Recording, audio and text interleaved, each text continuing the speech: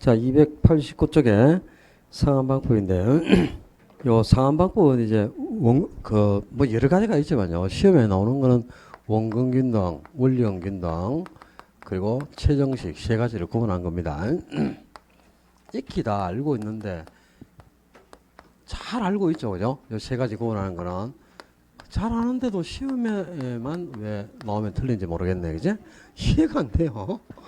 그러니까 원근균등은 이제 원금은 매기간 일정하게 유지가 되지만 이자는 점차 감소해가는 거죠. 그러니까 이제 매번 원금은 일정하게 유지된다. 원금은 이제 균등하게 이렇게 유지가 되는데 요 금액에는 원금은 일정, 이자는 점점 감소. 그러니까 원금만 일정하고 이자가 감소하니까 원리금은 점차 감소해가죠. 그러니까 원리금이 상환할 원리금이 점차 감소하니까 체감식 상환이라는 거고, 원리금 균등은 원금과 이자를 합친 원리금이 어떻다? 일정. 원리금은 일정하게 균등하게 똑같이 상환되는 거죠.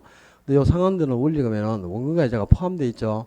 근데 초기에는 뭐가 많고 이자가 많고 후기로 할수록 원금이 많아진다. 그래서 이자는 초기가, 원금은 후기로 할수록 점점 전개 가서 원금하고 이자를 합친 원리금이 균등하게 유지돼 가니까 균등 상환이라고 하는 겁니다. 그 이제 최정식은 점진적으로 상환할 원리금이 후기로 갈수록 점진적으로 증가해 가는 거죠. 이렇게 점차 이제 증가해 가. 그래서 후기에 상환할 금액이 점진적으로 증가해 가니까 점진적으로 증가해 간다. 그래서 점정 상환제다라는데요. 이런 대출 초기에는 워낙 상환할 원리금이 적으니까 초기에는 원리금이 이자에도 못 미치는 금액을 마이너스 상환을 한단 말이야, 그지? 대출 초기에 부호의 상환이 초래될 수 있는 아주 독특한 방식이고, 장래에 소득이 증가해 가서 상환할 원리금도 점점 증가해 가서 이제 소득 증가에 비례해서 원리금도 증가해 가는 거죠. 그러니까 소득 증가가 예상되는 젊은 계층들에게 초기 상환 부담을 줄이기 위해서 나온 방식이 최정식입니다. 원금균등은 원금이 왜 일정하죠? 이 원금은 어떻게 계산해? 그냥 융자 받은 금액을 상환 기간으로만 나눠주면 되죠.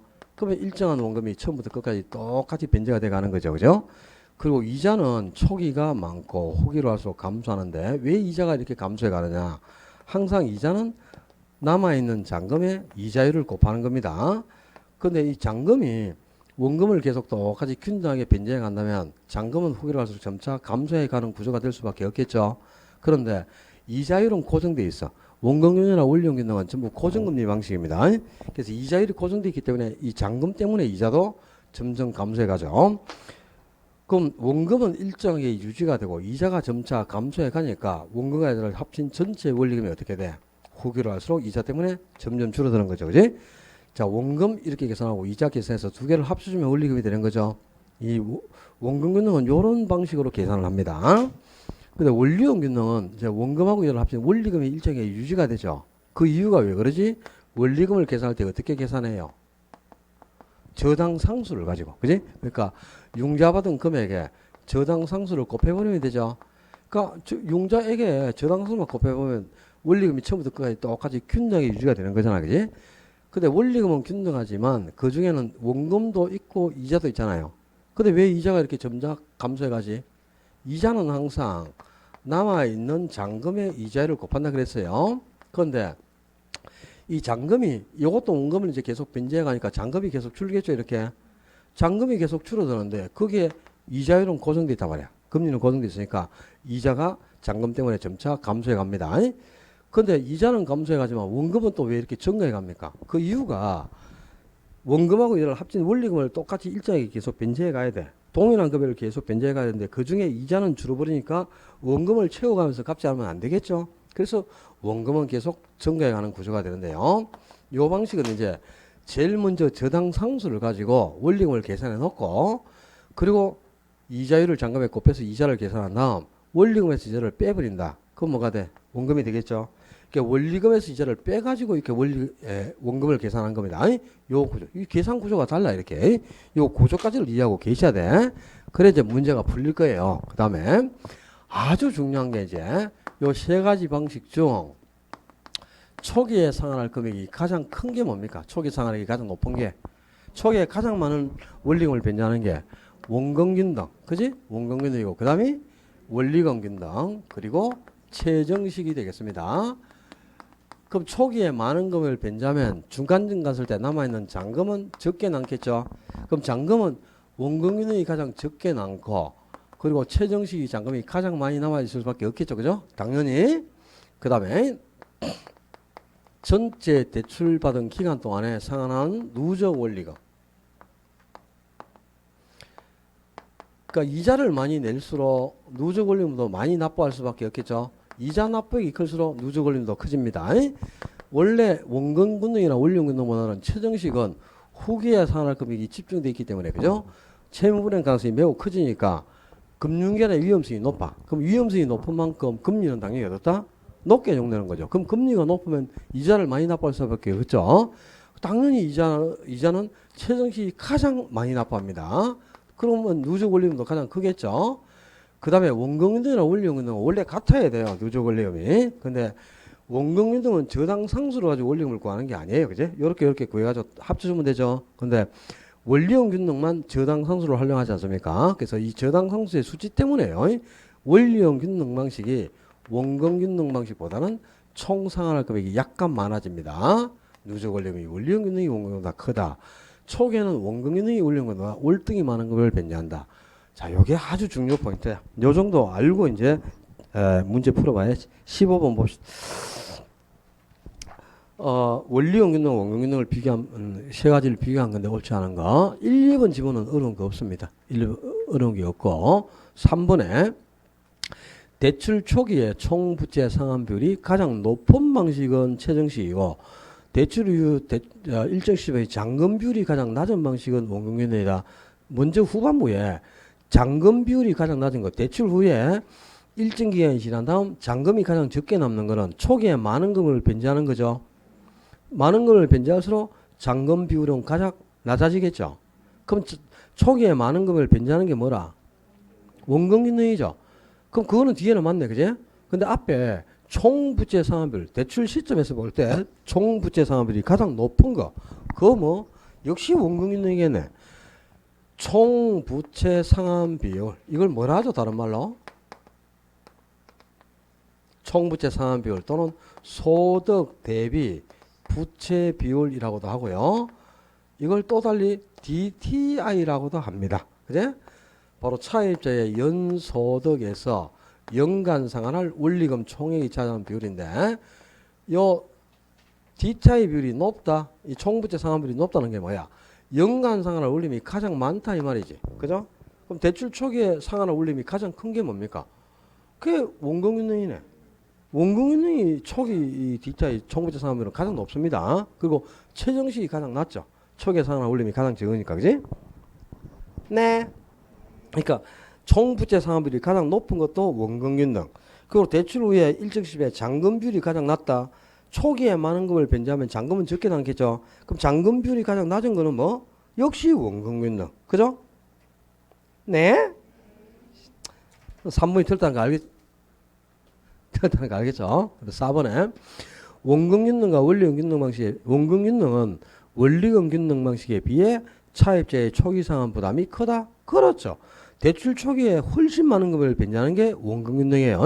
원리금균등보다는 원금균등이 월등히 많은 금을 변제합니다. 그래서 차입자가 이제 초기에 상환이 부담스럽다. 초기 상환이, 원리금 상환이 부담스럽다면 원금균등보다는 원리금균등을 선택하는 게 훨씬 유리하겠죠.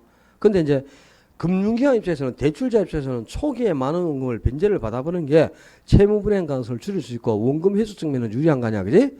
그러니까 금융기관이 초기에 많은 원금을 회수하고 원금 회수 측면에서 가장 안전한 방식이 바로 원금균등이겠죠.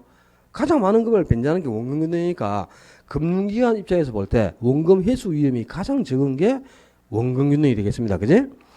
그리고 5번에 대출자 측면에서 볼 때 대출 원금의 회수 속도 나오네. 원금 회수 속도는 원금균등 방식이 가장 빠르고 최정식이 가장 느리다.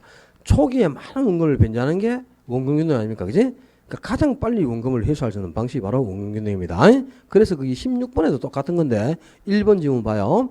대출자 입장에서 볼 때 원리금 균등 방식은 원금 균등 방식에 비해 원금 회수 측면에서 보다 안전하다고 볼 수 있는 게 아니고, 원금 회수 측면에서 대출자가 안전한 거는 초기에 많은 원금을 변제를 받아야 되잖아요.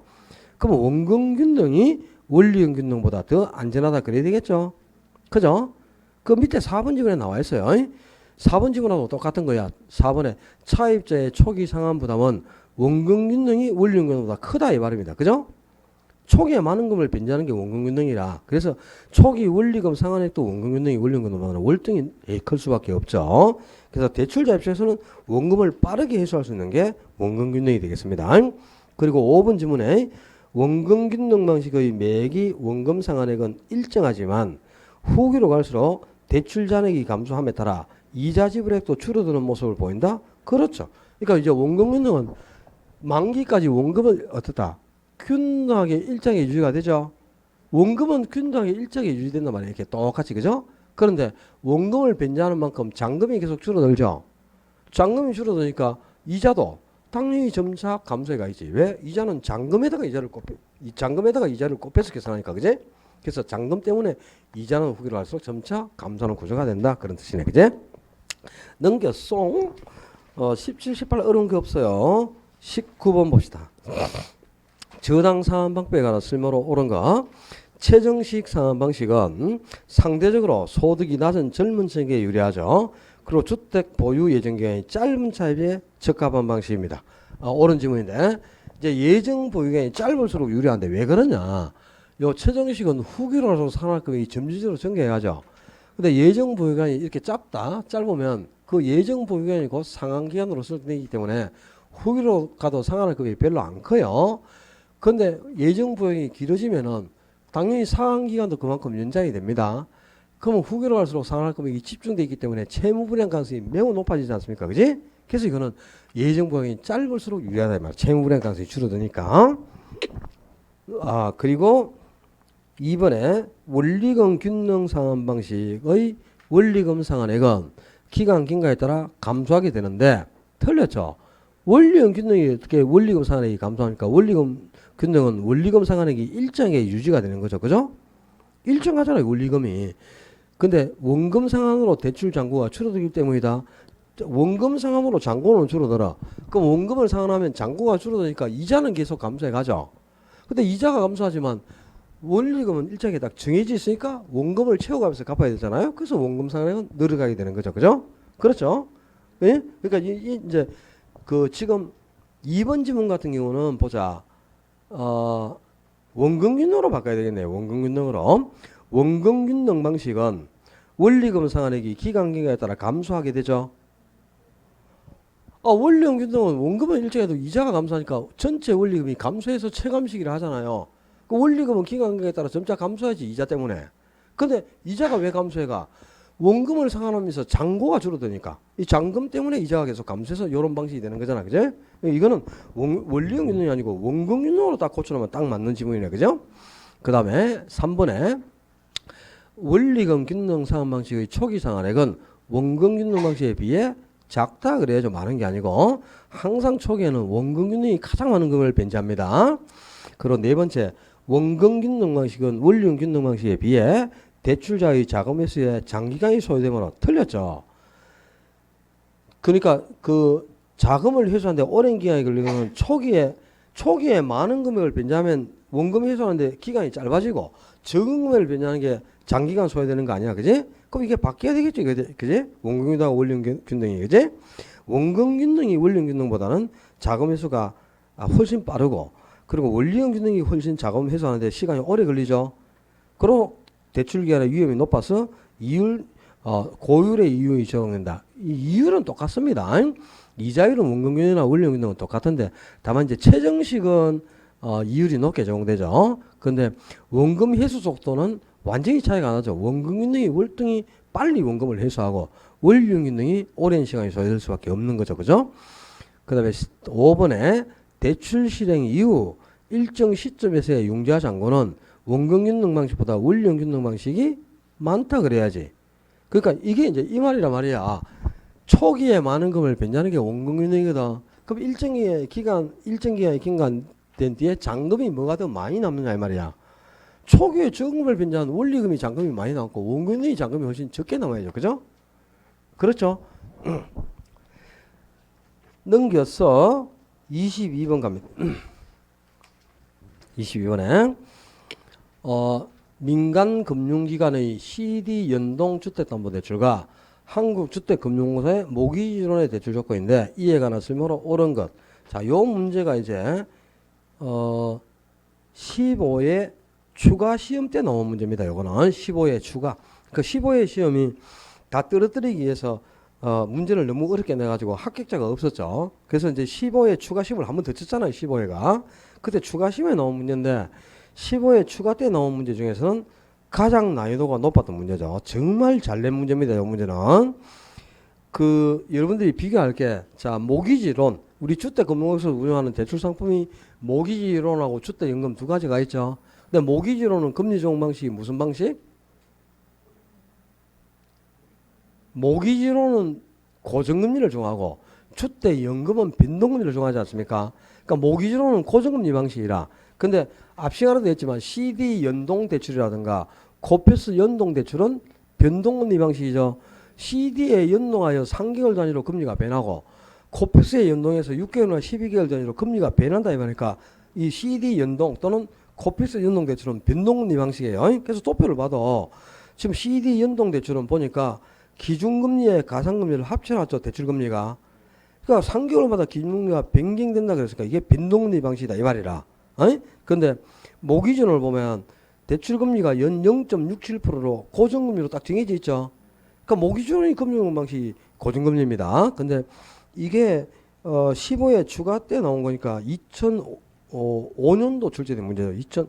2005년도 맞죠? 그러니까 그 당시에도 금리가 이 정도 높았습니다. 2005년도에. 근데 모기지론 금리가 굉장히 싼데도요. 시중은행 금리보다 굉장히 싼데도 불구하고 6.7%나 되죠. 근데 이것도 낮은 금리라 실제로요. 그 당시에는 보통 시중은행에서 적용하는 대출금리가 8% 정도 수준으로 적용되고 그랬거든요. 그리고 90년대 말에는 12%였습니다. 금리가. 실제. 지금 뭐 우리 뭐 금리 뭐 2% 3% 하니까 그죠? 그것도 비싼 것 같죠. 예전에 비하면 지금은 뭐 공짜죠. 그죠? 제로 금리 시대 아닙니까? 이제 돈 빌려 쓰기 쉽고 돈만 많이 빌려주면 빌려 써야죠. 이럴 때. 그죠? 이자가 적으니까 빌려가지고 뭐해? 그렇죠. 투자해야죠. 빌려가지고 지금 같을 때. 근데 문제가 뭐예요? 안 빌려주니까 문제죠. 이제 대부분 0이고 뭐 조정대상 지역돼가지고 집안채 있으면 돈을 대출을 안 해주니까 이럴 때 돈 빌려가지고 서울 가서 아파트 사놔야 되는데. 그죠? 그죠? 내 같으면 진짜 그렇게 하겠어요. 대구에 있는 거 집 팔아보고. 그죠? 그냥 전시에 사는 거야. 집 팔아가지고 그리고 서울 올라가서 그냥 그 돈 가지고 반 대출 받아서 집 사는 거예요. 서울에. 2년만 사놓으면 돈 벌잖아요. 안 그렇습니까? 그런 생각 좀 해봐라. 뭐 집에 지금 한 2년 그 뭐 전세 살면 어떻습니까? 그죠? 2년 4년 사는 거지. 그죠? 집값 떨어진다고요? 죽어도 안 떨어집니다. 서울은. 지방은 떨어질 수 있죠. 서울은 떨어질 수가 없어요. 왜? 공급률 자체가 주택이 공급이 안 되기 때문에 수요는 많은데 공급이 안 되니까 집값이 오르긴 올라도 그만큼 수요에 받치지를 못하잖아. 공급이. 그러니까 계속 오를 수밖에 없는 거지. 뭐 할 수 있습니까? 그거? 아무리 뭐 대통령 바꾸고 뭐 해보세요. 집 공급하기 않는 한 집값은 계속 오를 수밖에 없습니다. 그게 이제 이 주택 문제의 가장 큰 이 참 우리나라가 누가 이게 그 서울시장이 되든 대통령이 되는 거죠. 이 수도권으로 인구를 분산하는 것 그거 외에 답이 없어요. 근데 수도권은 자꾸 인구가 늘어나죠. 지방에서 팔아서 올라가잖아요. 지금. 그죠? 지방으로 이사를 와야 되는데 썩을 거. 예? 그러니까 이제 그 뭐 행정수도 이전하자 해가지고 그런 말도 많이 나오잖아요. 그래서 이제 일부를 이제 그 중앙에 집권된 걸 분산하는 거죠. 지방 분권 시대로 해가지고 일부를 이제 세종시로도 이종시키고 이렇게 해야 돼. 공공기관을 지방으로 다 분산시켜가지고 수도권에 집중된 공공기관 지방으로 배정해 줘야죠. 지방도 균형 발전을 해야 될 거 아닙니까? 그죠? 그래야지. 그리고 인구도 좀 분산되고 공기관들이 지방에 자꾸 내려오고 해야 그래야 이제 수도권 집값도 좀 안정을 시킬 수 있고 그렇습니다. 그죠? 그런 방법이 뭐 모르겠어요. 내가 대통령 안 되면 답이 없죠. 대통령 될 확률이 없다지만 3표 받을까 4표 받을까 고민해야 되는데 가족 중에 한 명이 배신 때리면 4표가 안 나오잖아요. 그죠? 4표 빼면 4표로 나와야 되는데 다 투표권 있으니까. 그죠? 혹시 또 집사람이 배신해서 딴 사람 찍으면 3표 나오면 그만큼 쪽팔리는 게 없어서 출마를 못 한다 지금. 참 1번 봅시다.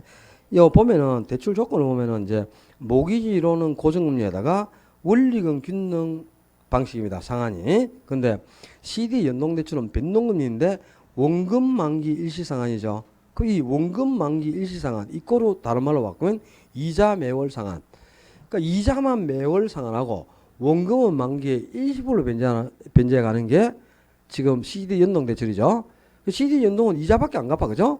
원금은 만기에 갚잖아요.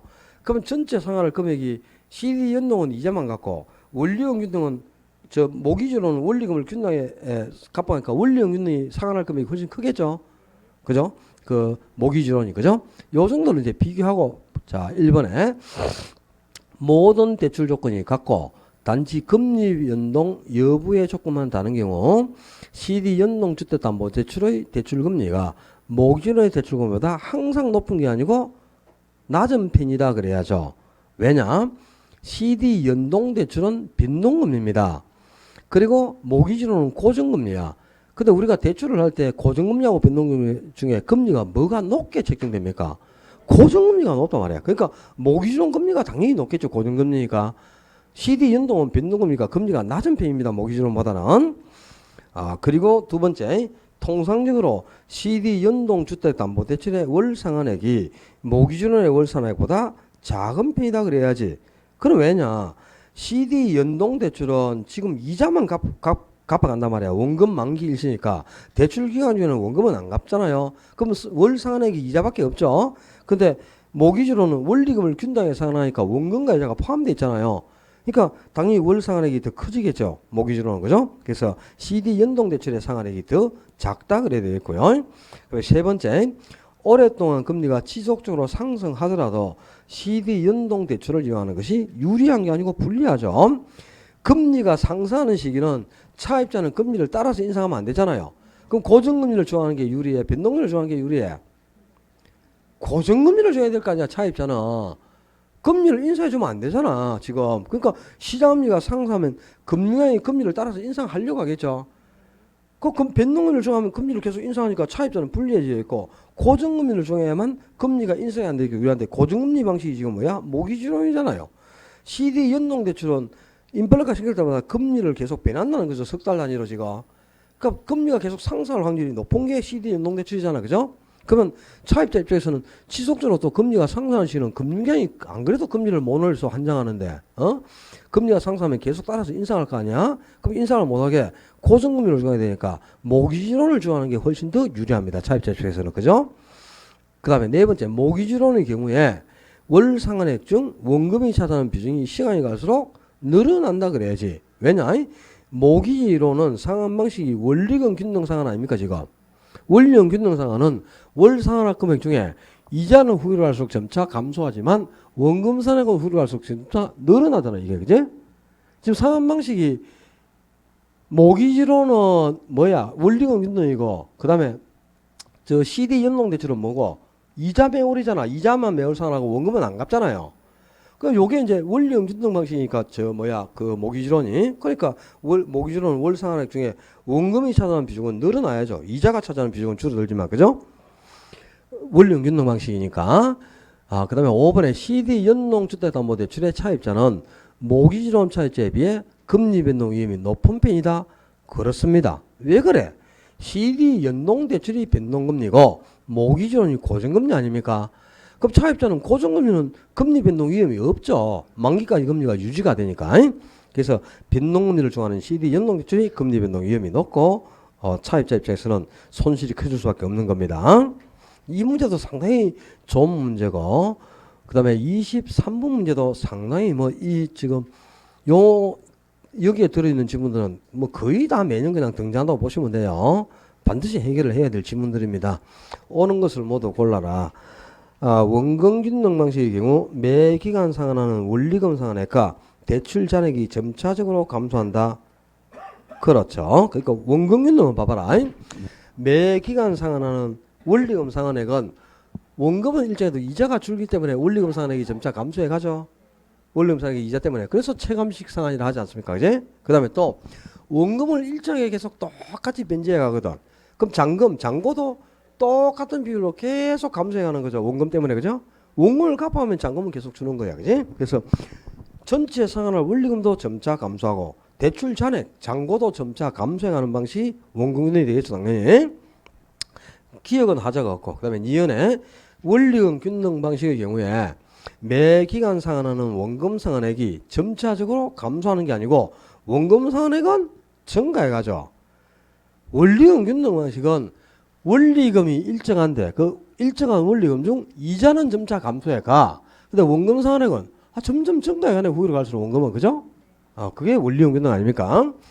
이 질문 뭐 늘 나오는 질문인데 지금 이런 질문 해결 안 되면 매우 어떻다? 곤란하다, 곤란. 디귿에 점정 상환 방식의 경우에 미래 소득이 증가할 것으로 예상되는 차입자, 젊은 계층에게 아주 적합한 방식이니까 디귿은 맞죠. 리얼에 대출 기간 만기까지 대출 기간의 총 이자 수입의 크기는 원금 균등 점정 원리금 균등 순위 아니고 이건 완전 개판이네. 총 이자 요거 묻는 거다 지금. 전체 대출 기간 총 이자 수입, 누적 원리금은 최정식이 가장 많죠. 그리고 원리금 균등, 원금 균등 수입니다. 요 기억해야 됩니다. 요 특히 원리금 균등이 전체 대출 기간 상환하는 금액은 원리금 균등이 원금보다 조금 더 많다. 요게 자주 요즘 계속 등장하니까 모르면 안 돼요. 그거 알고 계셔야 됩니다. 넘겨서 24번에 어지간히 좀 문제도 내지 얼마나 내놨는지 숨이 가빠 죽겠다. 24번에 대출 상환 방식에 관한 설명으로 옳은 거. 원리금 균등 방식은 매기 이자 상액이 감소하는 만큼 원금 상액이 증가한다. 1번이 바로 맞네, 그죠? 원리금 균등은 이제 원리금은 일정해. 근데 그 중에 이자는 점차 감소하고 원금은 점점 증가해가죠. 그러니까 이게 옳은 질문이니까 알겠지? 2번에 원금 균등 상환 방식은 원리금 균등 방식에 비해 전체 대출기간 만료 시 누적 원리금 상환액이 더 작다. 항상 누적 원리금은 원금 균등보다 원리금 균등이 조금 더 많습니다. 원리금 균등이 누적 원리금이 많더라. 요거 이거 잊어버리면 안 돼요. 누적 원리금 총 이자는 원리금 균등이 원금보다 더 많다.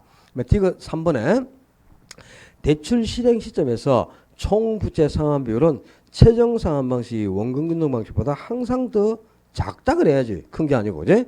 이 총 부채 상환 비율이 크다는 말은 뭐야? DTI가 크다는 말은 초기에 상환할 원리금이 많다는 뜻이죠. 초기에 가장 많은 원리금을 변제하는 게 원금 균등이죠. 그리고 제일 적게 변제하는 게 최정식 아닙니까? 그지? 그럼 총 부채 상환 비율은 최정식이 항상 적은 거죠. 그죠? 가장 적은 금액을 변제합니다. DTI가 가장 대출 시점에서 가장 낮게 나타나는 게 최정식이죠. 그리고 대출금을 조기 상환하는 경우 원리금 균등 방식에 비해 원금 균등 방식의 상환액이 더 작다 그래야지. 요 이제 조기 상환 시 상환할 금액이 뭐야? 잔금을 뜻하는 거죠. 조기 상환을 한다 이 말은 중간에 상환을 하니까 남아있는 잔금의 크기를 비교한다는 뜻이잖아요. 근데 잔금은 초기에 많은 금을 변제할수록 잔금은 적게 남으니까 당연히 원금 균등보다는 원리금 균등이 초기에 잔금이 초기에 적은 금을 변제하니까 잔금이 많이 남겠죠. 원금 균등이 잔금이 훨씬 더 적게 남는 겁니다. 잔금은 원금 균등이 원리금 균등보다 훨씬 적어야죠. 그죠? 초기에 많은 걸 변제하면 잔금은 당연히 적게 남아야지. 원금 균등이. 그 다음에 최종 상환 방식은 대출 잔액이 지속적으로 증가해 가지. 그러니까 그 최정식은 후기로 할수록 상환할 금액이 점진적으로 증가해 가지 않습니까? 그래서 다른 방식에 비해서 이자 부담이 많다 그래야지. 이제 후기로 할수록 상환할 금액이 증가해서 금융권의 위험이 원금 회수 위험도 높고 차입자의 채무 불이행 가능성도 갈수록 커지는 게 최정식이라. 그래서 금융권의 위험이 높은 만큼 이율이 당연히 높게 적용됩니다. 최정식은. 그래서 후기로 할수록 이자 부담이 늘어나고 그래서 대출 기간 동안에 총 이자 납부는 최정식이 가장 많이 하게 되겠죠. 26번 문제는 25회 때 나온 문제인데 이거는 답이 일단 두 개가 나왔던 문제인데 수정은 해놨네 보니까. 답은 지금 3번을 틀리게 내놨는데, 그죠? 3번에 코픽스는 은행 자금 조달 비용을 반영한 대출금리로, 그게 이미 틀려 있습니다. 대출금리라는 게. 이전의 그 양도성 예금선서 금리가 은행의 자금 조달 비용을 제대로 반영하지 못한다는 지적에 따라서 도입된 거예요. 그러니까 이제 이게 자금 조달 비용이라는 게 뭐냐? 예를 들어서 이제 국민은행에서 국민은행이든 뭐 신한은행이든 그다음에 또 어떤 은행이든 간에, 그죠? 고객이 일시불로 예탁금을 찾으러 오면 일시불로 취급을 하기 위해서 미리 딱 그 가지고 있어야하는 현금 비중이 있잖아. 그죠? 그렇거든. 근데 원래 그걸 이제 자기 자본 비율이라 그래요. BIS 비율인데 그게 한 8% 정도 선에서는 유지가 되게끔 현금을 늘 보유하고 있어야 됩니다. 근데 그게 갑자기 대출이 늘어나 보면 잔고가 이제 바닥이 나죠. 그죠? 그럼 금융기관이 지금 오늘 돈을 보유하고 있다가 오늘 대출 받는 사람이 너무 많아가지고 지금 또 대출을 받으러 왔는데, 그죠? 한 10억을 대출해야 되는데 가진 잔고가 2억밖에 없다. 그럼 다른 금융기관에서 8억을 빌려와가지고 대출을 해준단 말이야. 그때 빌려오면서 다른 금융기관에 주는 비용이 있겠죠. 저도 돈 빌렸으니까 대가를 줘야 되잖아요. 그게 자금 조달 비용입니다. 근데 코픽스 금리가 왜 이 코픽스 금리가 나왔냐면 CD 금리는 그 자금 조달 비용 자체가 거의 반영될 수가 없어요. 양도성 예금 증서 금리는. 근데 이제 코픽스 금리는 전국 은행 연합회에서 제공하는 기준금리예요. 그러니까 은행 연합회에서 만든 금리다 보니까 저끼리, 그죠? 우리 돈 빌려주고 할 때 얼마씩 비용을 내고 빌리자 이렇게 해서 만든 금리거든. 그 CD 금리가 안고 있는 그 단점을 보완하기 위해서 나온 거예요. 그게 이제 코픽스 금리인데, 요 코픽스 금리가 은행 자금 조달 비용 이걸 이제 반영을 해서 만든 금리지만 이게 대출 금리가 아니다 이 말입니다. 그 대출 금리라는 게 틀린 거야. 왜냐하면 자, 대출 금리 우리가 대출을 해줄 때 변동금리 대출을 해서 금리를 책정할 때는, 그죠? 대출금리가 어떻게 책정되냐? 기준금리에다가 가상금리를 추가하지 않습니까? 근데 이 기준금리로 사용되는 게 CD금리하고 코피스금리가 기준금리로 사용된다 그랬죠, 그죠? 그러면 이게 기준금리인 코피스금리에다가 가상금리를 합친 게 대출금리가 되는 거지. 요 코피스금리 요 자체가 대출금리가 아니다 이 말이다, 그죠? 근데 이 질문은 지금 이 코피스 금리 자체 요 기준금리 요것만 가지고 대출을 해서 요 금리가 대출금리가 된다 그랬으니까 틀린 질문이지. 가상금리가 반영이 안 됐잖아 지금. 그지? 그러니까 코피스 금리는 대출금리 중 기준금리이므로 이래 돼요. 그 기준금리에 해당하는 거야. 그리고 그 기준금리에 가상금리를 추가해서 책정하는 게 대출금리가 되는 거야. 코피스 금리 자체가 그냥 대출금리가 아니고. 무슨 뜻인지 알았어요? 그러니까 은행 자금 조달 비용을 반영한 기준금리로 그래야 됩니다. 기준금리 중에 하나가 코픽스금리죠. 이제 여기까지 상환 방식에서 서술형 문제들을 풀어봤고, 이제 27번부터가 계산 문제인데요. 요 상환 방식에서는 원금융능하고 원리금융능에서 이제 매기간 상환할 금액을 계산하는 문제가 나오는데 잘 들어야 됩니다. 원금융능은 봐요. 원금융능은 상환기간이 몇 년이든 간에 1회차 상환을 구하든 3회차를 구하든 13회차를 구하든 20회를 구하든 몇 회든 간에 무조건 풀어야 됩니다. 이거는 어려운 게 없습니다. 원금융능은 뭘 계산하든 간에 다 계산을 해야 돼요. 원금융능은. 근데 만약에 원리금융능 방식에서 계산 문제가 나오죠. 원리금융능에서 계산 문제가 나오면 1회차에 계산하는 거 외에는 풀면 안 돼요. 시간이 너무 많이 가가지고 계산 방식도 복잡하고 해서 2회부터는 상당히 시간 안에 풀어낼 수가 없습니다. 그래서 원리금융능은 1회차 계산 문제만 풀고 2회부터는 그냥 안 풀고 찍는다 이런 마음을 먹어요. 어쩔 수가 없어요. 뭐 우리가 모든 계산 문제를 다 풀어야 되는 건 아니니까. 그 다음에 또 최근에는 이 원금융능과 원리금융능은 무조건 나오죠. 근데 28회부터 28, 29, 30, 31 지금 4년이죠. 4년 동안에 원금융능과 원리금융능은 전부 계산 문제가 3문제 나왔단 말이야. 4년 동안에 서술형 문제 한 번 나오고 28회 때. 그 계산 문제로만 대부분 출제됐지 서술형 문제가 안 나왔지. 그러니까 올해는 지금까지 우리가 풀었던 서술형 문제의 대비책을 세워야 돼요. 근데 서술형 문제가 나오면 요 그림 구조가 딱 떠오르지 않고서는 답을 찾기가 어려울 거다.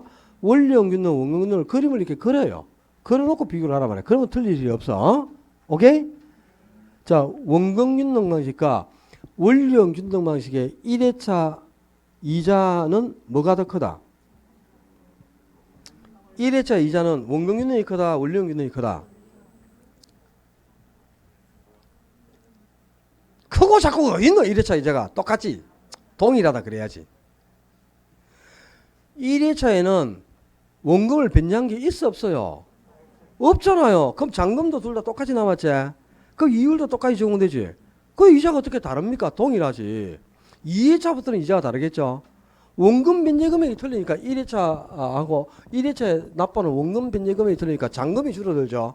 그럼 2회부터는 이자가 달라지지. 근데 1회차 이자는 원금에서 상환하는 1회든 원리연금에서 상환하는 1회차 이자는 그죠? 대출 조건만 똑같으면 항상 동일한 거야. 그게 왜 구분이 안 되지? 그런 게 참네. 크고 작기는 맨날 크 그러면 작다, 작아 그러면 크다. 세 번째 물으면 조용하고 그냥 아무 소리도 안 하고. 요 이제 그림으로 딱 저거 그래가지고 문제를 풀면 서술로 문제는 그래도 안 봐라. 원금융도 방식은 매기간 원금이 만기까지 일정하게 유지되고, 원리연금도 방식은 원금이 후기로 할수록 증가한다. 맞죠? 그다음에 원금융도 방식과 원리연금도 방식은 후기로 할수록 이자가 점차 감소해가는 방식이다. 당연하죠. 이자는 잔금에다가 이자를 곱했는데 뭐든 이게 둘 다 원금을 계속 변제하고 있지. 그 원금을 변제할 만큼 잔금이 줄어들겠죠.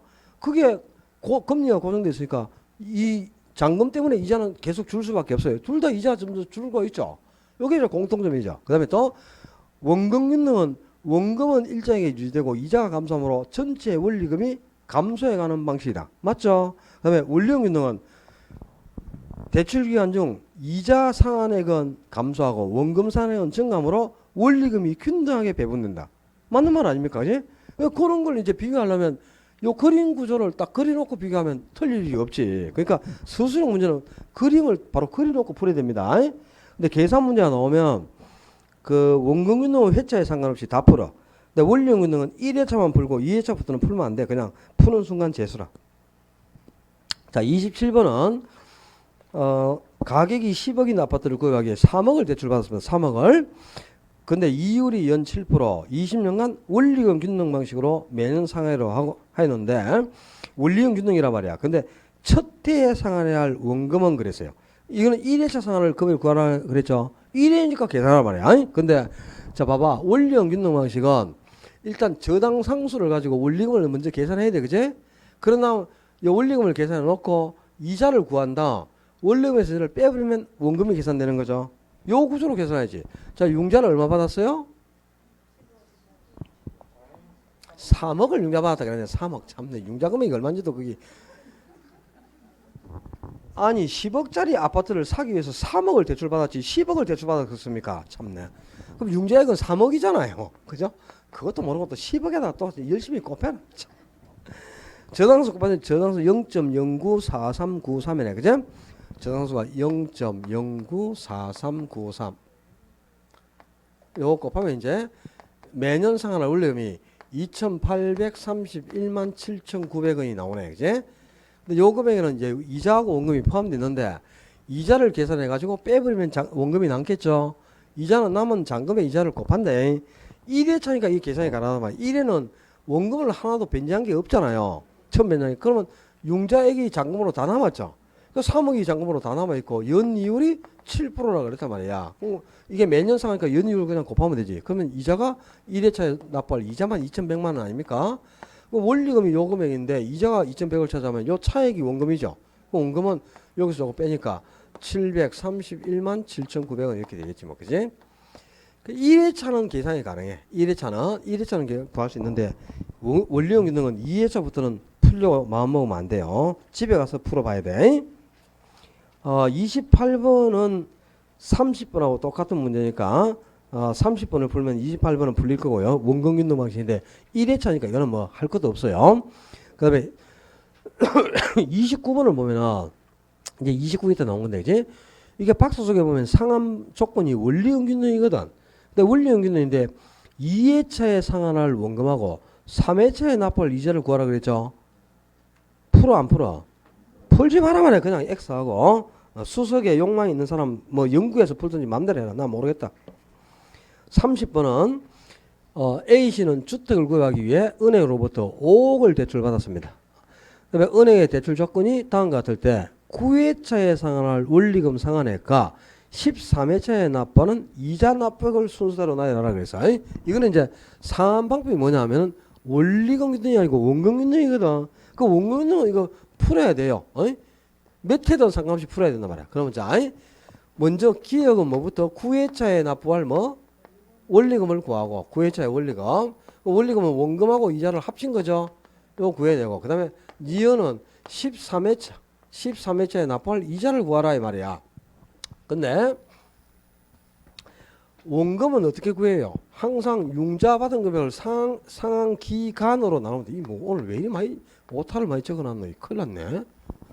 융자를 상한 기간으로 나누면 되죠. 융자 얼마 받았고요? 5억 받았고 매년 상한인데 몇 년 상한한다 그랬노? 20년 상한이다. 그럼 20년으로 나누면 되죠. 그럼 얼마고? 2,500만 원의 원금을 20년간 똑같이 변제해 가겠죠. 그럼 1회차든 원금은 1회차부터 20년이니까 20회차까지 원금은 똑같이 2,500만 원씩을 변제하는 거니까 9회차도 2,500, 13회도 2,500, 17회도 2,500이 되겠죠. 그 원금은 2,500이 나왔다. 근데 원리금을 구하라 했으니까 이자도 계산해야 되죠. 근데 이자는 남아있는 잔금의 이자를 곱해요. 근데 9회차 그랬으니까 몇 번을 갚은 거야? 8번. 총 몇 번 갚습니까? 20년 상한기간에 매년 상하니까 20원을 갚아야 되지. 20원을 갚아야 되는데 9회차니까 8번을 갚았다. 그럼 못 갚은 게 몇 회 남았어? 12번이 남았지. 그러면 한 번에 얼마씩 갚아야 돼? 2,500만 원씩 12번을 갚아야 돼. 그럼 잔금이 얼마가? 3억이 남았단 말이야. 그지? 2,500 곱하기 12 하면 3억이잖아요. 잔금이. 그죠? 그럼 잔금이 3억이고 거기에 연이율이 몇 프로? 5%를 안 했나? 연이율이. 이윤이 고정금리로 연 5% 나와 있잖아. 그 곱하니까 1,500만 원이죠. 그럼 원금 2,500이고 이자가 1,500이니까 일단 9회째 납부할 원리금은 요 두 개를 합친 4천만 원이 되겠죠. 기억은 4천만 원이 계산됐어.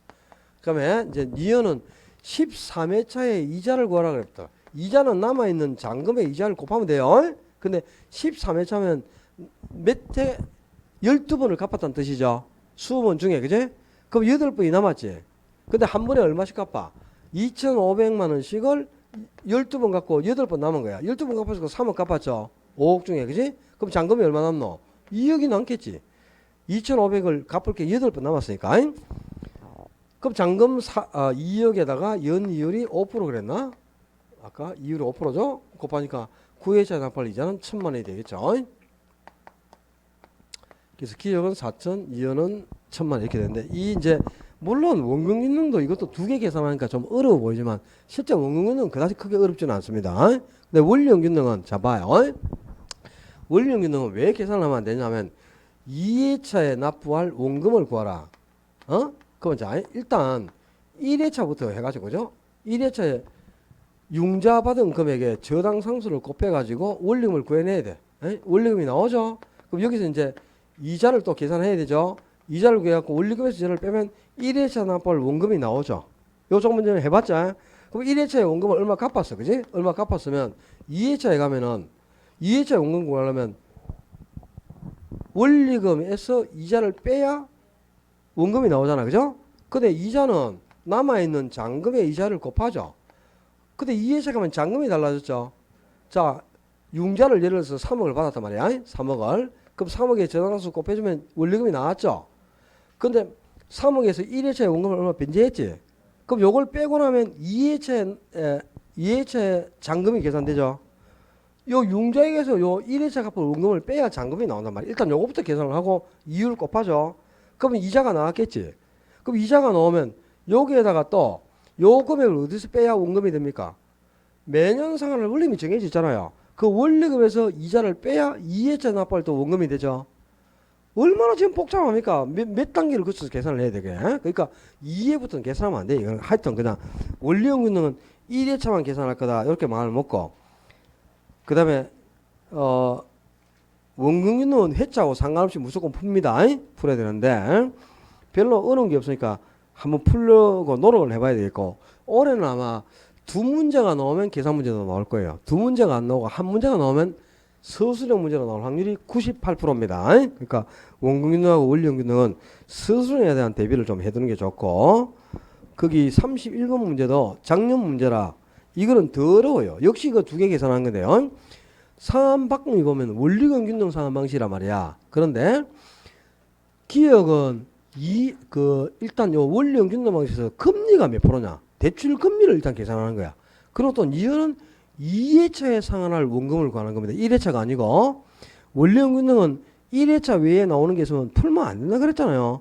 집에 가서 독학하면서 한번 풀어보세요. 깝깝할 겁니다. 풀어보면. 물론 뭐 풀리기야 하겠지. 시간을 물 수도 있으면. 그죠? 내일 아침까지 풀든지 뭐 하면 풀리기야 풀겠지만 이 한 문제 푼다고 그렇게 할 수가 없잖아. 소모적이니까. 그러니까 그럴 필요 없고 그냥 싹싹하게 버리고 버릴 때는 1번부터 5번까지 코를 한번 갖다 대보고 냄새라도 맡아보고 버려요. 그죠? 요거는 냄새가 몇 번에 나노? 모르겠다 나는. 올해는 1번의 냄새를 빨리 맡고 찍고 그냥 넘어가요. 자, 32번부터는 대출 가능금액 계산하는 문제인데 요 문제는 한 문제 딱 정해져 있는 겁니다. 자,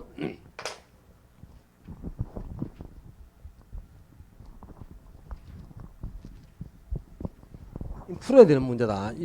연습을 꼭 하셔야 돼요. 이 대출 가능금액 오는 거는 딱 정해져 있어 한 문제로. 근데 문제가 나올 걸 알면서 안 푼다. 그것도 충격이지.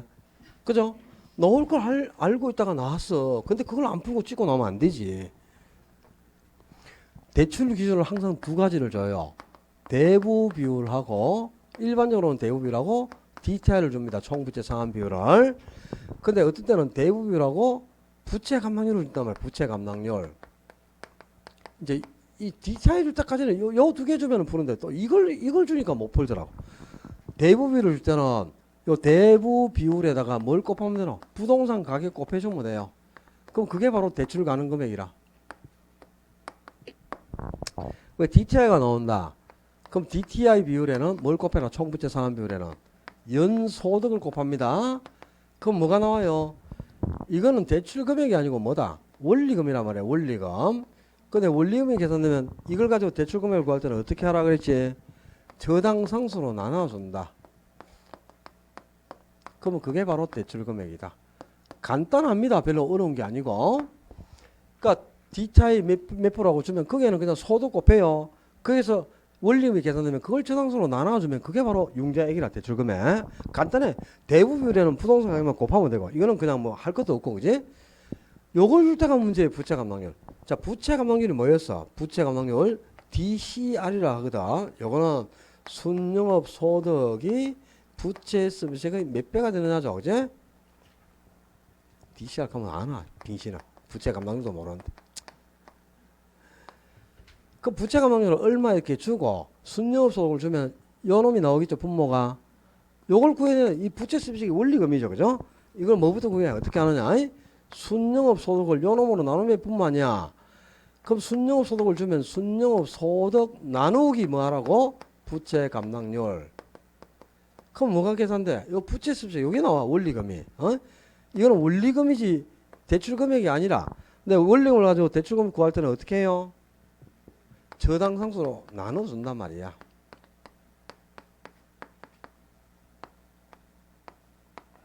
별로 어렵지도 않은데 그죠? 자, 그냥 손에 딱 이면 참 쉬워요.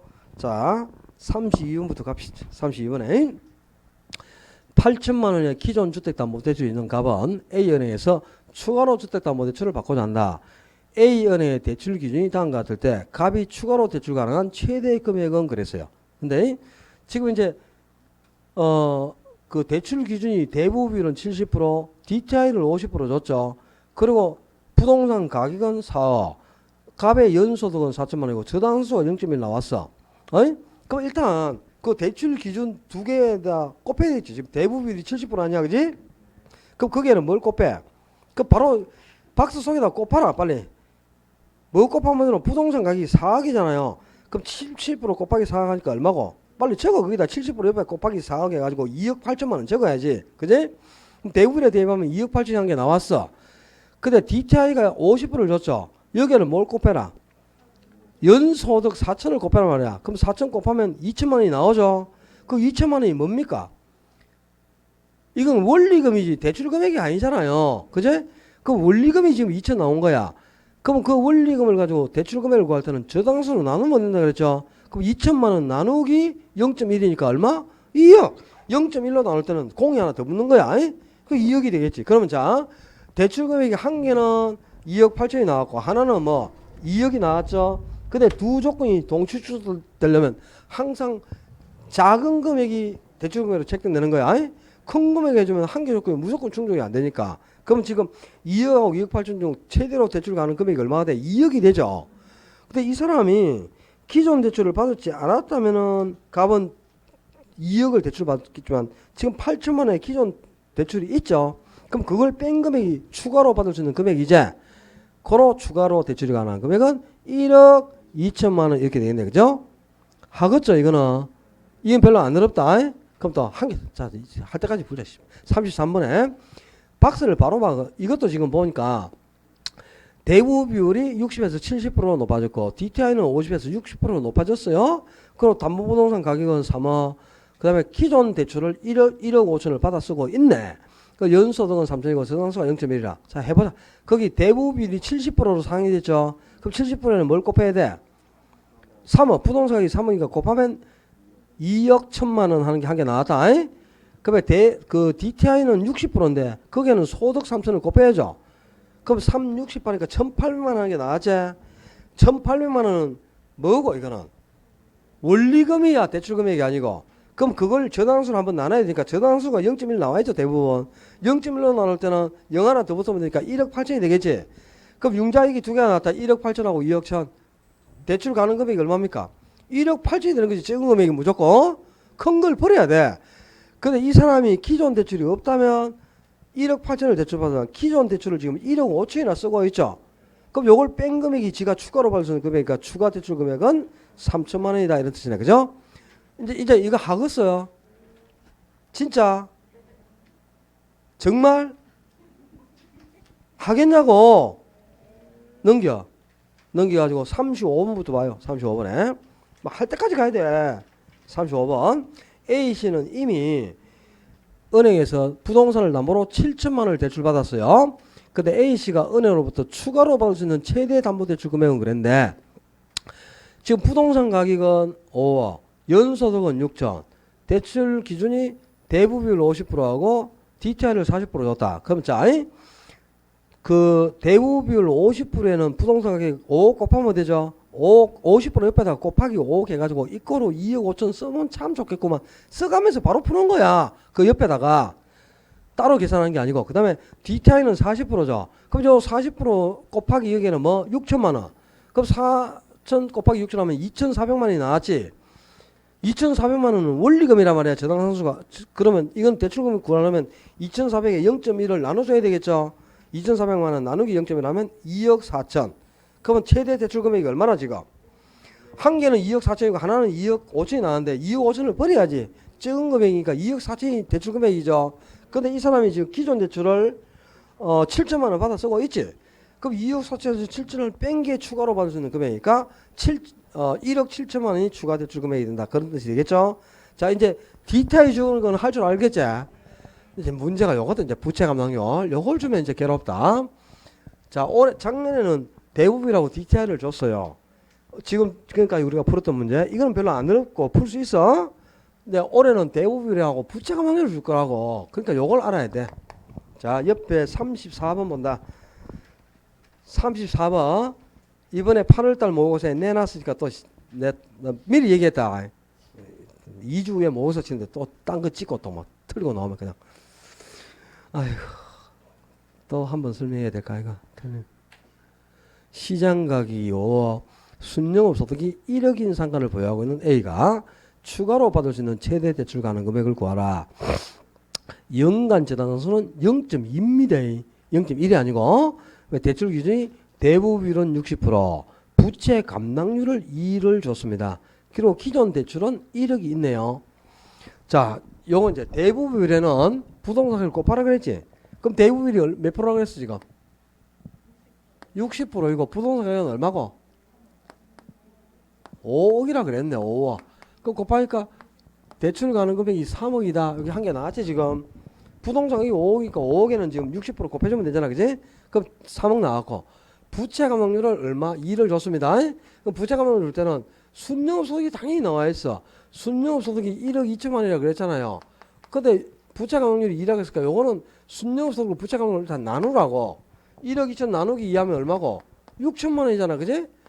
근데 요거는 뭐라고? 원리금이야.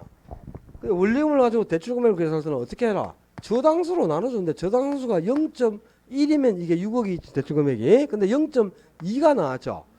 그럼 0.1의 2배니까 금액은 반으로 줄죠. 그럼 6천만 원을 0.1로 나누면 6억인데 6억의 반이면 얼마일까? 3억이죠. 그랬어요? 다시 하자 그러면 참 뭐지? 1억이라 그랬나? 내가 모의고사 문제를 지금 풀어놨네. 빈사. 네, 죄송합니다. 모의고사 문제를 1억 2천만 원. 이미 문제에서 인쇄까지 들어갔었거든요. 또 큰일 났네 이거. 순년소득이 1억이다 그랬다가 부채가 능률이 2면은 원리금이 5천만 원이 나왔죠. 근데 저당 선수가 0.2라 그랬죠. 0.1로 나누면 5억이죠. 0한테 붙으면. 근데 0.2로 나누면 금액이 반으로 주니까 이거는 2억 5천이 되겠네. 그지? 5천만 원 나누기 0.2하면 2억 5천입니다. 그럼 금액이 지금 2억 5천하고 3억 두 개가 나왔지. 큰 금액은 버려야 되지. 그럼 최대한 대출이 가능한 게 2억 5천이라는 뜻이죠. 근데 이 사람이 기존 대출이 있나 없나? 없나? 있네. 기존 대출이 1억 있네요. 그 1억을 뺀 게 이제 추가로 대출이 가능하니까 추가 대출은 1억 5천까지 가능하다. 그런 뜻이 되겠죠. 그죠? 자, 부채 감당률을 주면 어떻게 하느냐? 순영업 소득을 부채 감당률로 나눠요. 그 원리금이 나왔지? 그걸 다시 저당수로 한 번 더 나눠주면 됩니다. 그냥 뭐 별거 없다. 간단하다 한번 해보면 할 수 있을까 모르겠네. 하겠죠. 한다고 좀 해라. 한다고 좀. 아유 미치겠다 이제. 자, 요거는 무조건 정해진 문제라. 그러니까 연습해서 풀고 저당 유동화 및 공급자 금융. 야, 금융원이 지금 많이 남았는데 큰일 났네 이거. 이 다 하고 집에 가야 되는데. 저 뭐고 조금만 쉬었다는데요. 오늘 2시에는 안 끝나고 2시 조금 넘어서 끝나도 상관없겠죠. 야간 수업도 없는데 조금 더 늦게 끝나도 상관없잖아요. 밥 좀 늦게 먹는다고 저 쉬는 시간에 가서 정수기 물 2컵씩 드시고 조금만 더 하고 갑시다. 조금만 쉬었다 합시다.